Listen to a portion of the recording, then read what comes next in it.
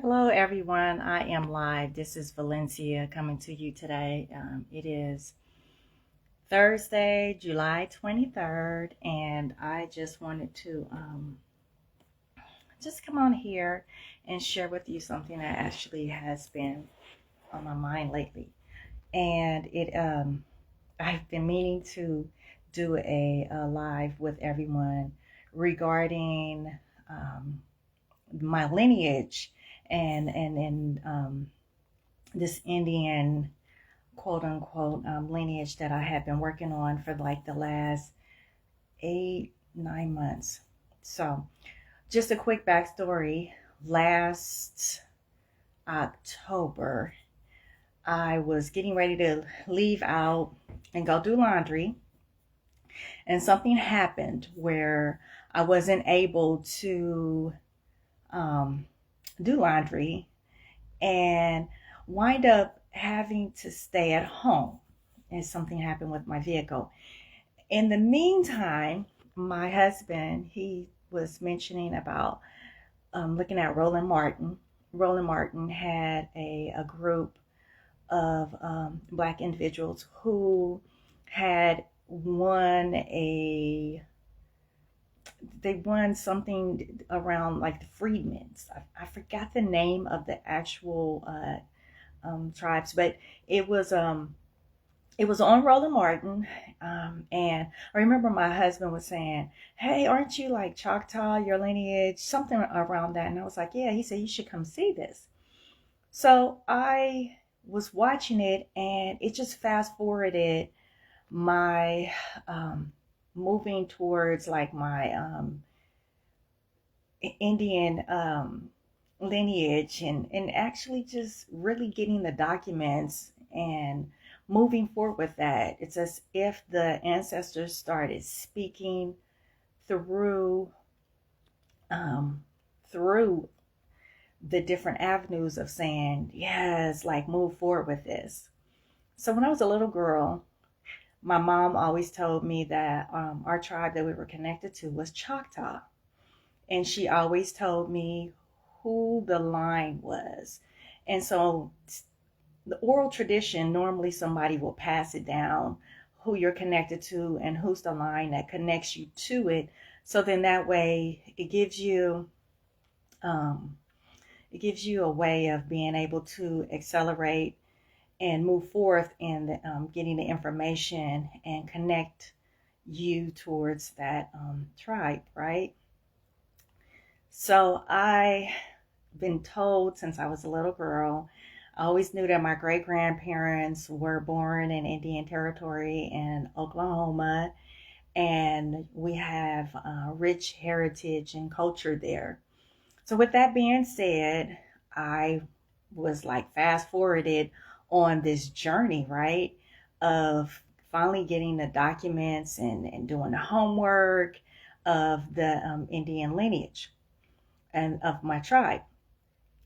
So make a long story short, I got pictures and I was looking for my great grandmother. So my great grandmother is a Choctaw through my maternal line, and I was looking for her in they call it the Dawes Rose Records.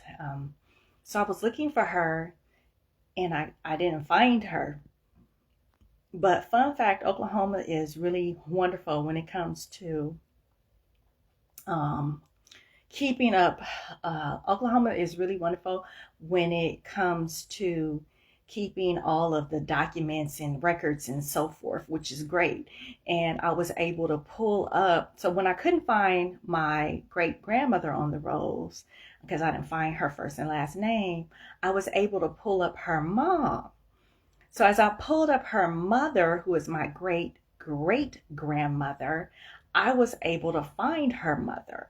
And that's when I started realizing that I needed to go all the way back to her, because she, in fact, had recorded with the Dawes Rose Records back then. And we're talking about like 1900s, early 1900s, like 1904, right? So fast forward, this is like 130 years later.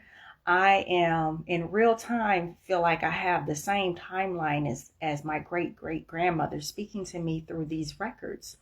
So I find her, she had recorded, and then she recorded some of her children and some of my aunts, who is my great grandmother's sisters, and I was able to find on the rolls. So I thought that was very, very interesting. It's like, okay, this is going to be easy. I thought it's going to be kind of easy. I just needed to just continue with it. So as I moved forward, I at like every 2 weeks I would get a birth certificate and a death certificate because I did the paper genealogy. So what that means is when you have an ancestor who is connected to the tribe, you go all the way back to that ancestor through the line. So that could be your maternal line, it could be your or the father's line, right? The maternal line more so like the mom. So my mom, my grandmother, my grandmother's mother, which is my great grandmother, and then her mother, which is my great great grandmother. So that was my line. I actually also have a line through my great grandfather as well, but I just chose to stay through the maternal line. Well, I wind up getting a birth certificate and a death certificate of each person, each mom and maternal line before me. So at first, of course, I'm not dead, of course, so I had my birth certificate. So I started getting I had my mom's death certificate, but then I got my mom's birth certificate.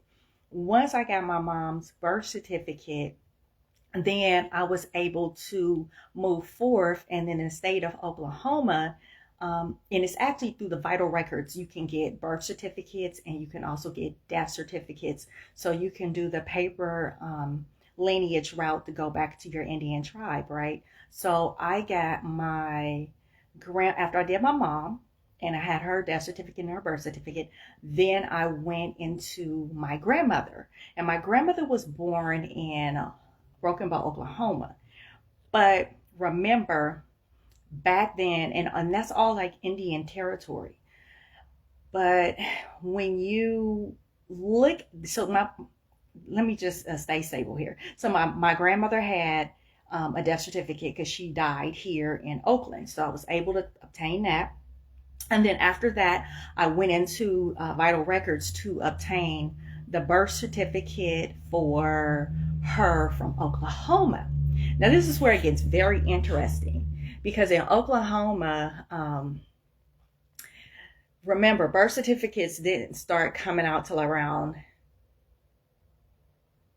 birth certificates didn't come around till about 1904, somewhere up in there, right? Early 1900s.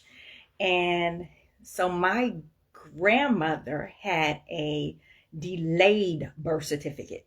So it's very interesting because I had never seen a delayed birth certificate.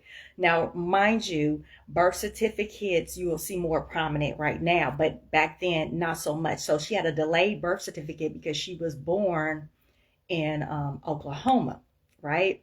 In the time frame where they were people had children with midwives. They weren't having children in the hospitals. So these tribes had all these children a lot of times on the land. And the way that they were able to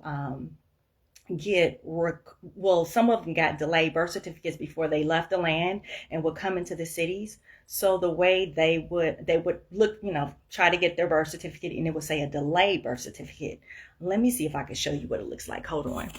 Because I want each person to connect back to their tribe. So then that way it gives you a sense of connection. We always had connection, but it's going to really give you a sense of connection. So hold on 1 second. I'm going to show it to you in 2 seconds here. So I'm going to turn my camera around here. All right. So if you look at that, see that says delayed certificate of birth. Okay, so a delayed certificate of birth is what they had in Oklahoma. And if you come here, you'll see, what does that say? City or town, Indian territory, right? Broken Bow, Oklahoma, but it's Indian territory because, let me turn this camera around. Okay, so they had delayed birth certificates, but Broken Bow, Oklahoma, of course, this is Indian territory. I want you to just stay with me because I want to get the story through so that way, like I said, you can start researching your own tribal roots and going back, right? I want to give you some history on this because a lot of times people don't know nobody is giving them the oral tradition of who they were connected to. They may think, oh, I'm Cherokee or I'm Seminole, but they don't necessarily know because a lot of the oral traditions were actually not left. Some did, like my mom. My mom left me oral tradition, and she pretty much told me over and over and over so I wouldn't forget. And I wouldn't know until later on in life, like now, of how important that was and why she did what she did. And actually, just a quick fun fact, my mom actually tried to reclassify us back to our tribe when I was a little girl. Growing up in Oakland, during the 70s and the 80s, my mom used to say, Valencia, we are not meant to struggle here in this life. We have our tribe, and we're supposed to have no struggle, right? Like just abundance. And so she actually started this journey of connecting back to our tribal roots when I was a little girl. So there was no internet back in the late 70s, early 80s. And because of it, a lot of the Dawes Rose records, like all of what we have access to now, it wasn't easy to get to that stuff. So it's like suppressed, right? But now it's online because now we have the internet. So now everything is accessible. Information is at the speed of light now, right? Of course, you have to have discernment. But so my mom tried to reclassify us back to Choctaw when I was younger, but she had so many hiccups and obstacles to where she would just sit me down and say, Valencia, I just want you to always remember that your roots is Choctaw and that your line goes to your maternal great-grandmother, right? And so once again, back into the oral tradition of making sure you still have the connection. So fast forward, my grandmother, I got my mom's death certificate and birth certificate. Now I was working on my grandmother's birth certificate and death certificate. So I have her death certificate that I bought. Then I got her birth certificate, right? Once I got my grandmother's birth certificate, it clearly showed like how they were able to record it. Like she had like one of the first birth certificates. It's delayed, but it's because as you go further up the line, some people didn't actually have birth certificates because they weren't mandated back then. This is another reason, and you just got to stay close and listen, because this is going to give you a lot of information on why a lot of you are having difficulty finding your tribe. Okay, so my grandmother had a delayed birth certificate, and then so I moved past her and I went to my great grandmother's death certificate. So I obtained my great grandmother's death certificate. Now, mind you, I'm going through this process of my Indian lineage, right? And through the paper part of it. So every 2 weeks, just getting a little bit every 2 weeks. This is taking me months, right? But just going through it. And if you read through and you connect to your ancestors, you'll begin to actually pick up on like certain things that happen if you tune into them. So I went into my grandmother. Now I'm going to her mother, got the death certificate, looked at it, right? And something told me she probably did not have a birth certificate, of course, because at that time, you didn't have to have birth certificates. Once again, they were born on the land, and there was no like born in a hospital and all this other stuff that was mandated later on. So I got to the state of Oklahoma, pulled up for vital records, and they said that there was no birth certificate for my great grandmother. So I said, okay, that makes sense, because when she was born, of course, on the land. It wouldn't be a birth certificate. So I had her death certificate. So the next step is I went to the Dawes Rose records and I got the archives to my great grandmother, who was Annie Burris. Now, if you're from the Bay Area and you start thinking about these last names. Another person whose last name of Burris is John Burris, who's a very famous lawyer and it does a lot of civil rights um, law, and helps a lot of, like, police brutality and all of this. I truly believe that we are connected to Choctaw Nation, and that we are connected by blood.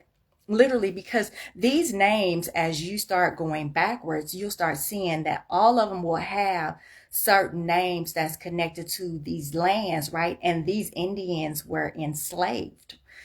That's another thing. Okay, so but I don't want to take you off subject. So now we have my great grandmother, who is Annie Burris, but she is Annie Butler because she got married. So you'll see Burris and Butler, right? And of course, my great grandmother, her maiden name is Butler, but she is in fact before that Burris. So I was able to pull her up from the Dawes Rolls records. She made it onto the records Choctaw. So this is where my line went up to. And on the death certificate of my great grandmother has her mother there. So I was able to go up and do the paper genealogy of my lineage, right? Through birth certificates, death certificates, as well as getting archive records from the Dawes Rolls records. Now, here's another thing. Once you get to all of this, the next thing I started looking into, like, what are we owed and what does this mean? And, I just kind of sat with it for a while because I wanted to make sure, everything has a purpose, right? And so once I got to this part, I realized, like, I literally could feel all my ancestors opening up their mouths and, like, talking to me, like going through the DNA line and saying, yes, yes, somebody is awakening to this. Somebody is, like, taking the torch, right? Because you got to remember that our ancestors that are connected to these tribes, the ones that made it onto, like, these rolls records, they sacrificed so much. Everybody didn't make it onto the rolls, right? There's a lot of people now.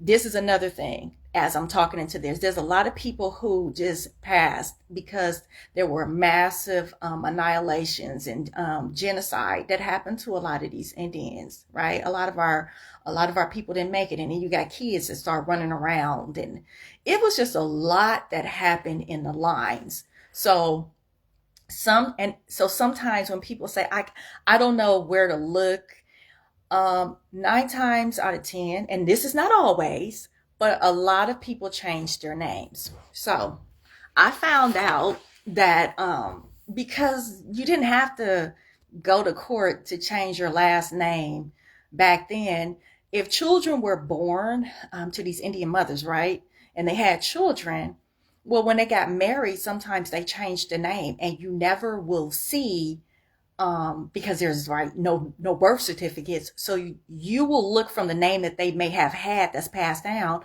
but they had a different name back then.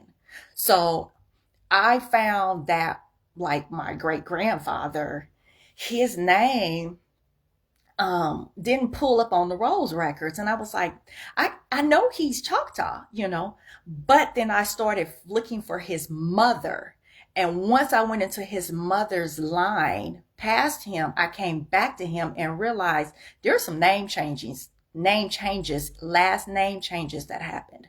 And it didn't necessarily have to happen with a courtroom and you change the name. Once again, it's not like how it is now. So a lot of people got lost in transit with these name changes. So they don't know necessarily, they can't tell with the name that they have sometimes if it's on the Dawes Rolls records, because they had the original name that was recorded on the Dawes Rolls records, right?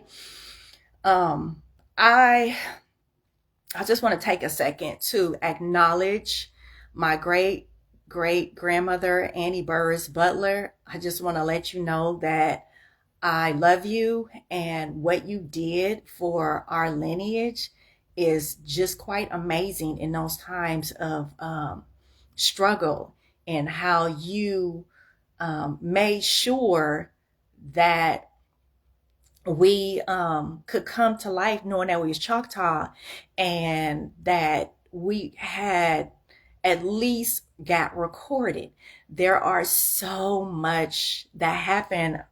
There's so much that happened back then to these people, to our people, that you just have no idea. Like, a lot of people struggle.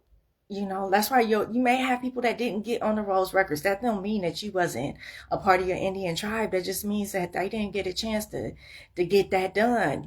That was really, really a sacrifice for them. When I sat up and read all the questions that they got asked, and all the struggle, I was like, I mean, even back then, right? It was a lot of people who, they just left, right? They couldn't be on the land anymore. And a lot of times, because a lot of people didn't get land, and there's a lot of stuff that was happening. So, that's where you started moving around. And here's another thing. We were classified, so we've been reclassified so many times through our nationality, right? Or race, whatever you want to, as they call it, race, nationality, whatever. So so at first it's like Indian. So you'll see it's like Indian territory, that where your lineage, where they were born, right? But then there is these classifications that come in through the birth certificates. So you'll start seeing colored, Negro, Black, and African American really was the last one.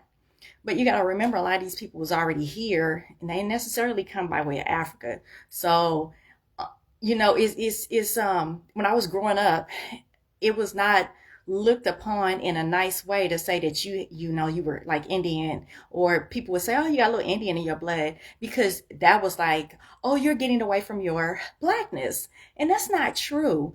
We were a part of these tribes, and it's like it was flipped backwards of who we are. So then we were like made to like deny that, because then that was like being Indian is like was away from your Blackness, and just all this distortion, right? But here it is, like we are gatekeepers of the land, right? And we were on these sites, and we knew about collectivity, love, all of that, right? How to crop the land, how to have abundance, how abundance was really a collective thing, not like so separate, like how we eventually became as the line just got distorted. So back to getting into your lineage, trying to help you with that a little bit by a little bit. Just moving back forward, as I got all my documents together, I wanted my children to have, I wanted them to know this, because my great great grandmother has struggled to make sure she got this done before she passed away. So I wanted to make sure that my children know, like, no, we Choctaw. Okay. I want y'all to know that. I even showed them the paperwork where they were like, oh, wow, no, I got paperwork to back it up. This is not just me talking out the side of my neck or into the air. No, I actually have paperwork. So as I had got that, one of the things of being in a tribe is the college. So college, a lot of colleges, as long as you show your tribal membership cards or, citizenship, your college and a lot of different stuff is paid for. A lot of people don't know that, but there's different things that happen in a part of, tribal citizenship membership. So I said, okay, I have all my documents. I went all the way up my maternal line, birth certificate, death certificate. I'm going to send in for our, the Choctaw Nation of Oklahoma for our membership cards. So I sent in for it, and this was back in, I believe it was March. And so March, April comes. So it was like a month.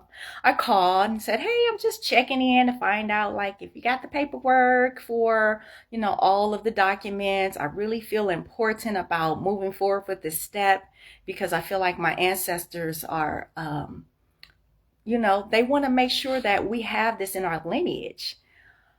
All of a sudden, nothing. They were like, oh, we're still looking through your paperwork. Okay. Next, May rolls around. Still nothing. Was it March, April? No, April, yeah, May. May rolls around, nothing happened. And then after that, I was like, okay, let me call again. So they said, yeah, we're just, thoroughly checking your ancestor who is, Choctaw, and making sure all the paperwork everything is good, is being reviewed. I said, okay, perfect. Now the whole time I'm thinking positive, right? I want to make sure that I lead with positivity always in everything I do that has purpose, right? And so May comes around and I get a letter. So I get a letter from the Choctaw Nation of Oklahoma. And I'm going to show you this letter, right? So I'm going to turn this around and show you the letter that I got. Let's see. Let me turn this around.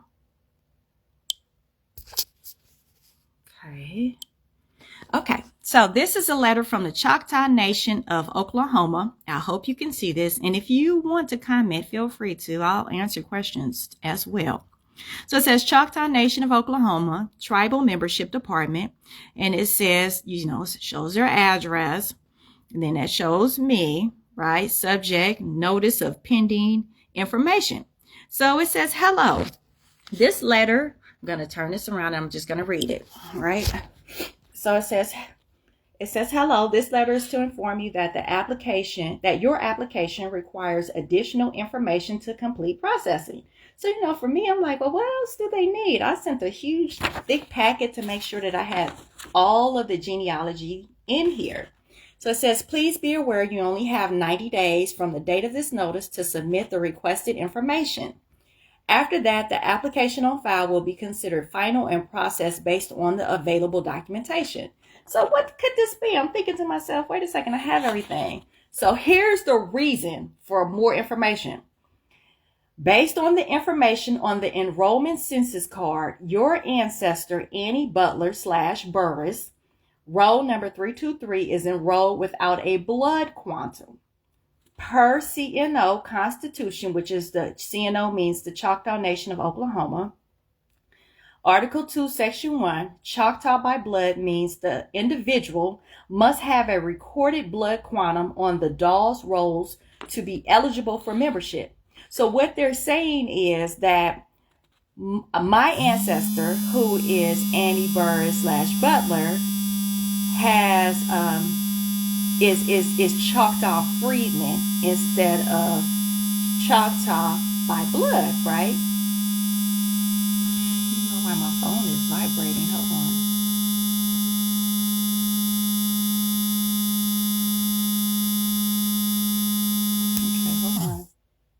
Okay, sorry, my phone was just vibrating. Okay, so it says, if you would like to proceed with your application, please provide an original enrollee with a recorded blood quantum in your direct lineage and required documents of each individual. For more details on required documents and application requirements, or if these documents do not apply to your situation, please refer to the FAQ, which is frequently asked questions, or contact us directly at 580-634-0654 or membership@choctawnation.com to provide the requested information returned in the self-addressed envelope. So when this happened, I said, okay, wait. What's going on here? I said, so it appears that my ancestor is Choctaw - freedman. So here we go. A lot of us, right, melanated beings, they were considered freedmen, not necessarily by blood. Now we're talking about 1904. How many people where was they getting this blood quantum from in 1904? All right. In 1983, the Choctaw Nation of Oklahoma changed their constitution to exclude freedmen. So let me tell you, they don't say that. They say they changed it so that way it's Choctaw by blood. But if it doesn't show that on your ancestor and it shows Choctaw freedmen, then the whole line doesn't get the membership. Now, here it is. I have an ancestor from 1904, 1900s who did all this work to make sure here I am in 2026 can be able to receive all the benefit of the Choctaw Nation. However, here in 2026, they went back to 1983 and changed the Constitution. So there's a public record letter that came from Maxine Waters to the Choctaw Nation of Oklahoma. And the letter, you can pull it up online. The letter basically was going into information about how they had breached the treaties. So they said that the Choctaw Nation was in breach of the treaties, the Choctaw Nation of Oklahoma. So the quote unquote person that's over the Choctaw Nation, they call him the chief, right? But I'm just going to say over the Choctaw Nation, sent a letter to Nancy Pelosi and basically said that we should not be, well, they denied housing funds. It's a long story, but this really involves money. So he sent a letter back and said that we should not have to have any kind of sanctions or like basically sanctions, because we're not in breach of anything because you agreed to our revised constitution. So I said, wait a second. The federal treaties actually show that within the first 2 years, the freedmen were supposed to be allowed into the tribes, right? Because there was all this, the discrimination was back then too, right? So they were supposed to be allowed into the tribes because we are Choctaw, right? But here we go. And, I don't have all the information. I'm still doing research. It could be even more than that. So I want you to always do your due diligence and don't just take my word as if that's it. Do your homework. I'm still doing homework. Somebody could give me information and I have discernment and look through, and it's even more than what I know, right? This is just what I have been able to obtain in the journey of looking through this stuff. So here it is. I have this. So I'm looking at these letters, and so he says that the federal government allowed the Choctaw Nation, because they have to also agree to the revised constitution. These constitutions are within the sovereign nation of the Choctaw Nation of Oklahoma. They allowed them to revise the constitution to only have Choctaw by blood, not Choctaw freedmen. So you'll see paper, they call it paper, what is it called? Paper genocide. That's what it's called.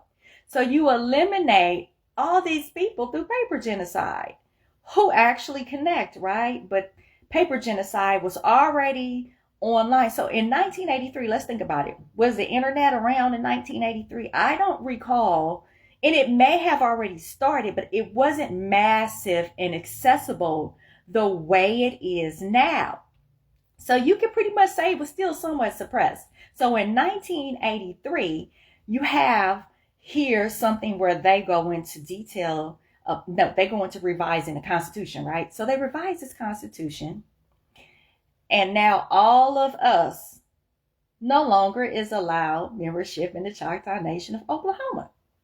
So I thought that was very interesting. That why would the government even say okay to it when the treaty clearly says within the first 2 years we're supposed to be within the tribe.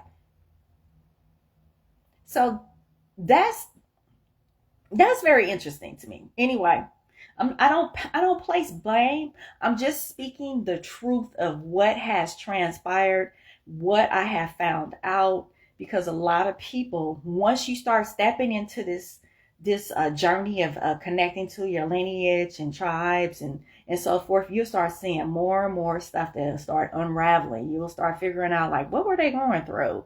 Oh, now I see. Like, just reading through the paperwork, it will give you a foresight of a lot of things that happened back then. So now I just kind of sat and I emailed like different organizational groups, and nobody could help me. I thought that was very interesting that, here it is, I have this, and nobody really was like, oh, we can't help. Oh, and well, this is not something that we can handle. This is not something we can handle. And I got a lot of that. And so I said, well, what am I supposed to do? And then the only thing that came to heart was just tell the truth. Speak to people, because there's other people that are wanting to connect with their lineages. They were wanting to like finally do like the paperwork to see where they're connected in their Indian heritage, and they just giving them some information, some guidance, some steps, right? So for me, I found another group that is kind of like trying to help the Choctaw Freedmen's, with what's taking place. And here's another thing that's very interesting. The chief of quote unquote, we'll say chief of was it Choctaw Nation of Oklahoma, mentioned something in one of his letters to Nancy Pelosi, and he says, it's not like basically for us to correct what is happening in this country with the discrimination of, African Americans, quote unquote, right? It's not exactly states that, but I'm just giving you like basically what was put in there. And so I said, oh, how interesting. Because remember, the term African American was a reclassification.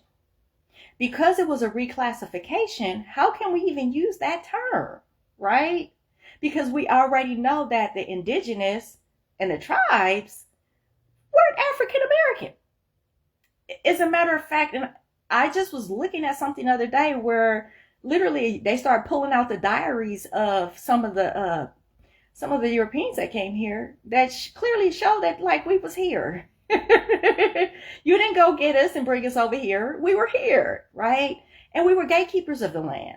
We knew how to partake in living upon the land in a very in a way that had integrity, not robbing it, stealing from it, and doing all this craziness.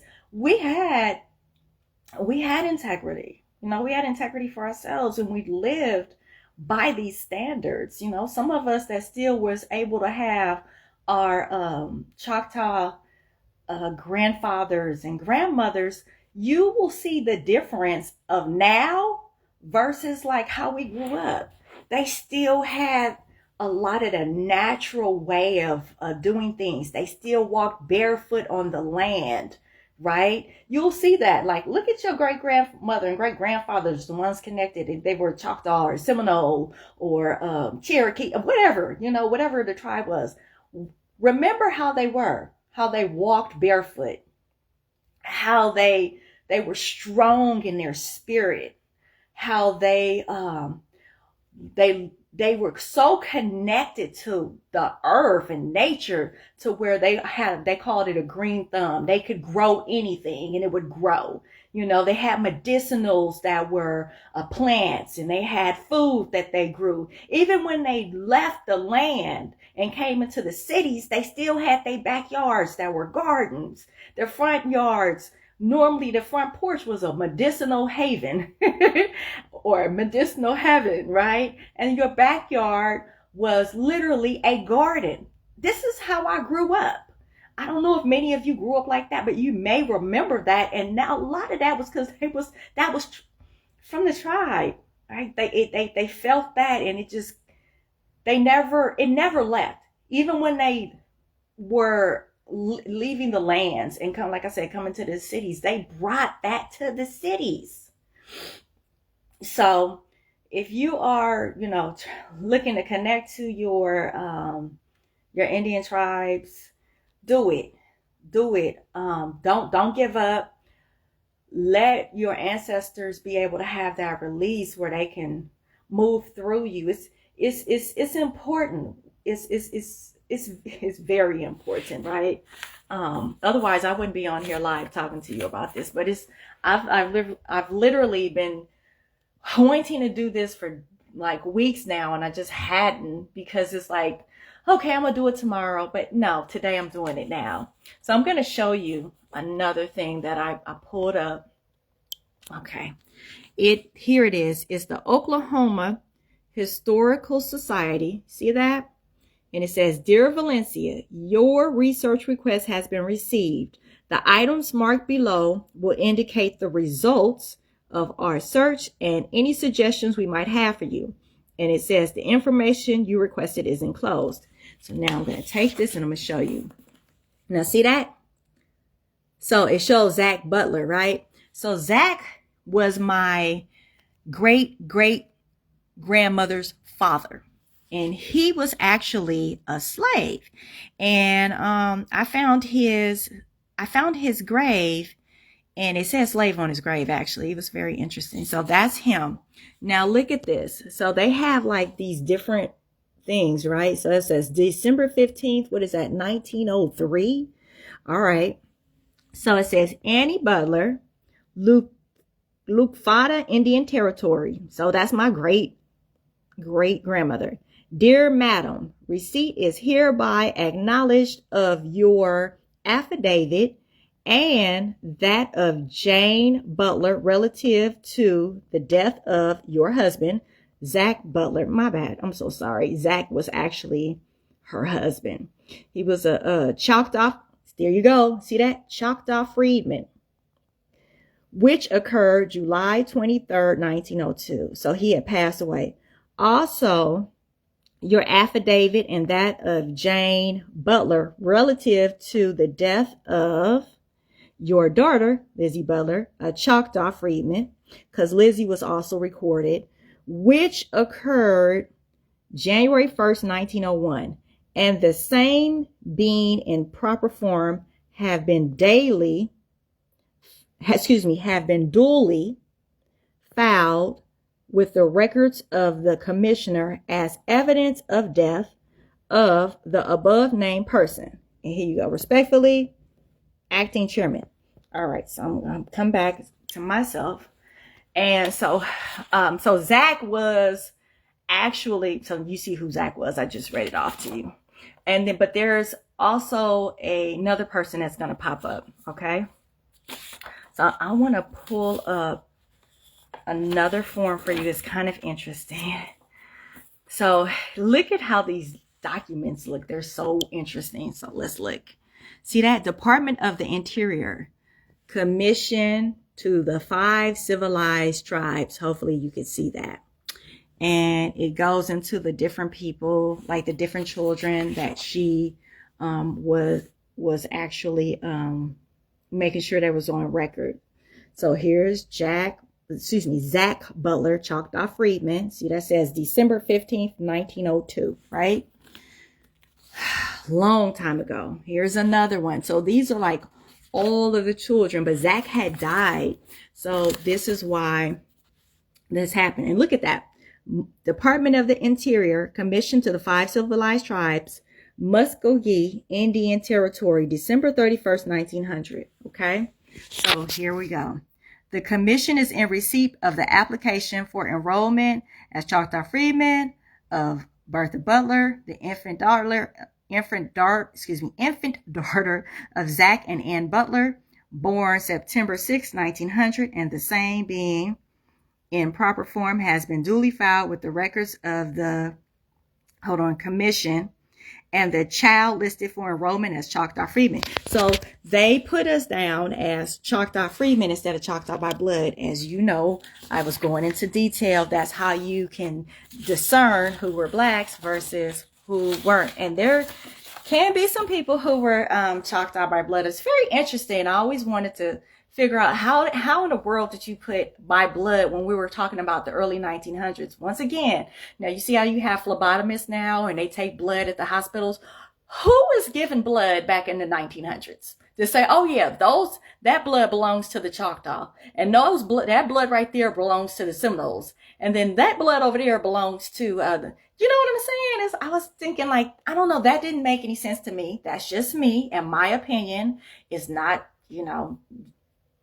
um, the word of what happened, but it was just very interesting to me that here it is, you have by blood, and whose blood is being pulled.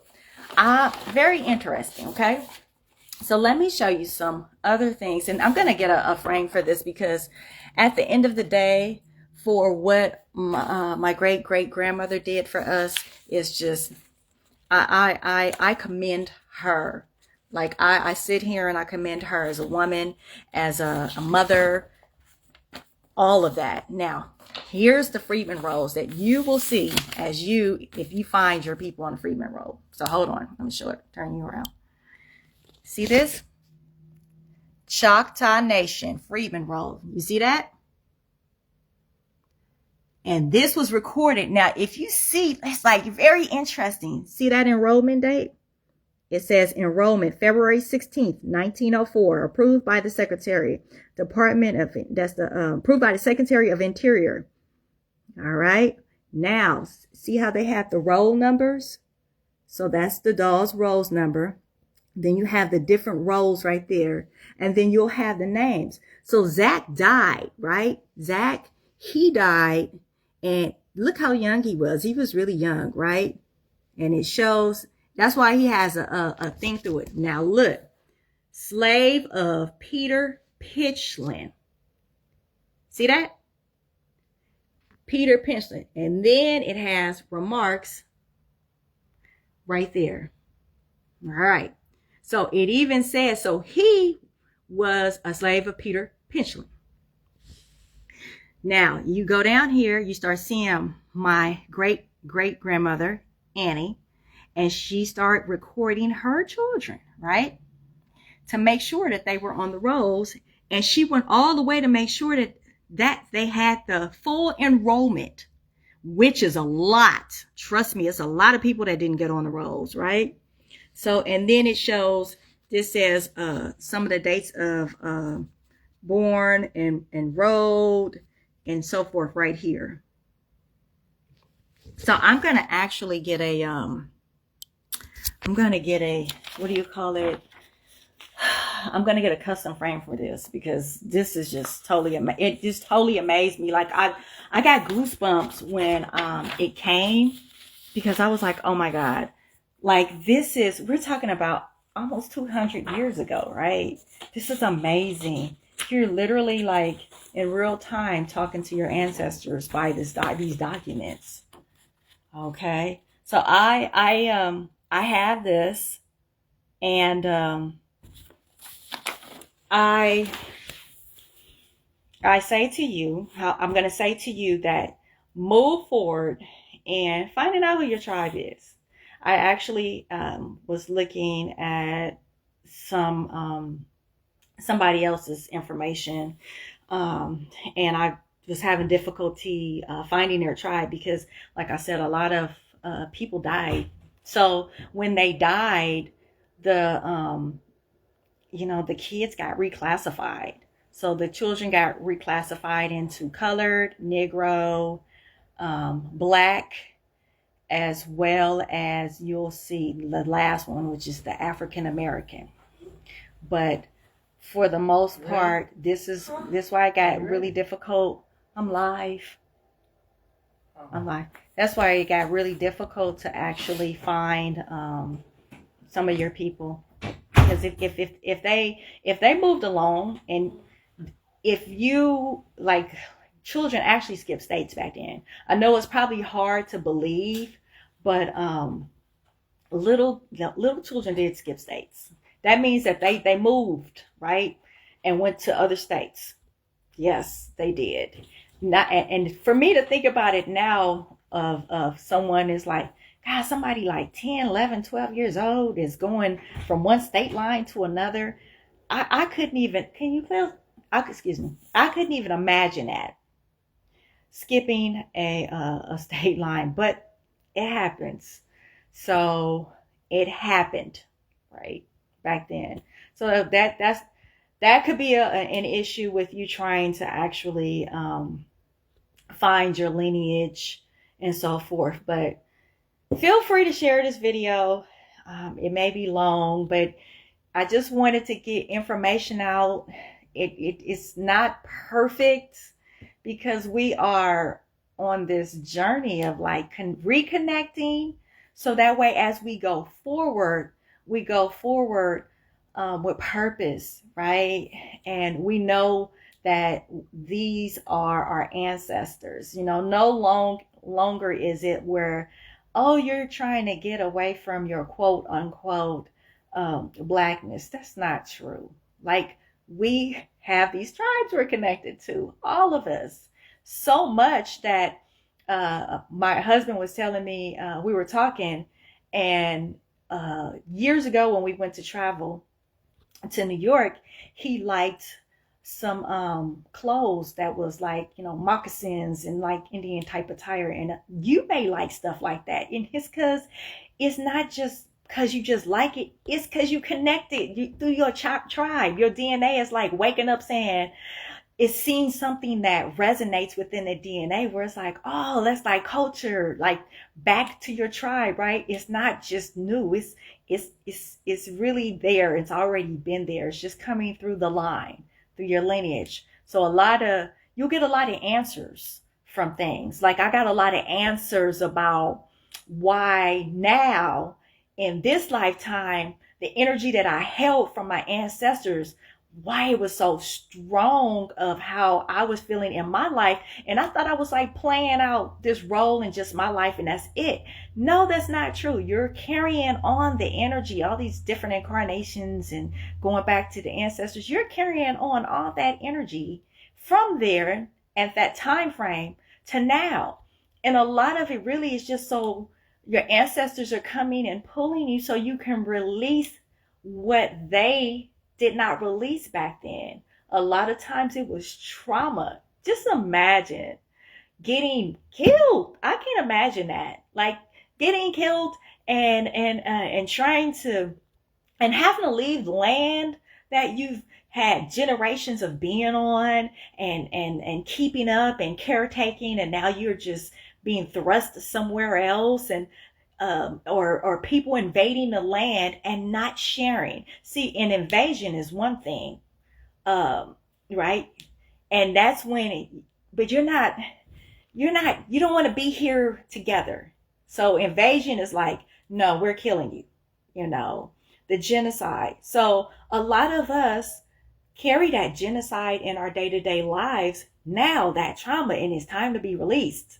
That's why when your ancestors call you, and some people, they carry the struggle, and the struggle that they carry is from their ancestors. Literally, they're carrying energy from 200 years and 300 years ago, a lot of times, that it's time to be released. So the ancestors don't just call upon you to, just to connect to the tribe, but to bring the tribe forward, because you're here now, right? So if you bring the tribe forward, it's like I said, my children, I wanted them to have that connection instead of just like never saying anything, right? And it comes about in a synchronistic way. It's always divine when things happen. You know, if it wasn't for me not being able to access my car to go somewhere to do laundry last year in October, I probably may have not even done this much homework for the last 9 months. I would have been doing something else. But when you are called to do something, it's going to make sure that that whole situation is for you to sit down and start moving through those steps. So I'm going to get off. I hope I was gave you enough insider information to maybe you might want to take the journey or steps to move forward. If you think that you want more information, I have a lot of information about this stuff. I could go on and on, but I wanted to at least just start the conversation. Okay.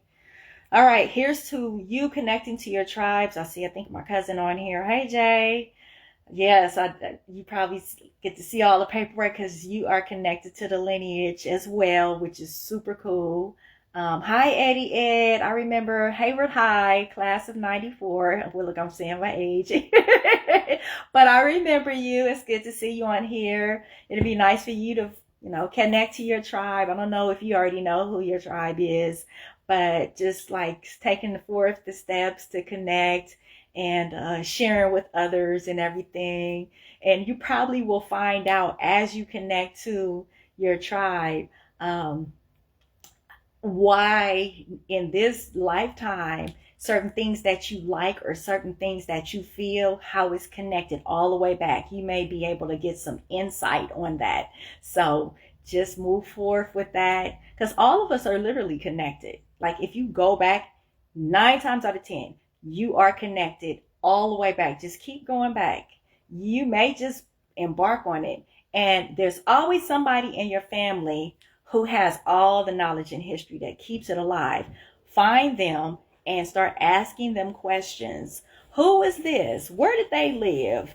What was their first and last name? Sometimes we can't find things, but we'll have obituaries, and then you can go into the obituaries and find names. Sometimes it'll also have like the date that they were born and the date that they died, which could give you some insight into getting into documents. Because remember, these documents, the vital records and so forth, a lot of times you can get into them. You can go into the rolls records.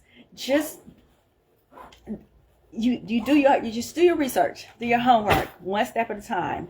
And it may take you, some months and everything, but just go one step at a time. Okay, this is my mom, and then my mom's mom was this person, and then her mom was that person, and then her mom was that person. If you haven't been given a lineage of your tree, like my mom did me, which made it that much easier. Literally, if my mom did not tell me who the line was, I probably still would be trying to figure that out, because you still have to, like, the names, right? Date of birth, date of death, names, all that kind of stuff. So, all right, I'm gonna get off from here. Excuse me, I'm gonna get off here and just enjoy the rest of your evening. All right, bye. Bye.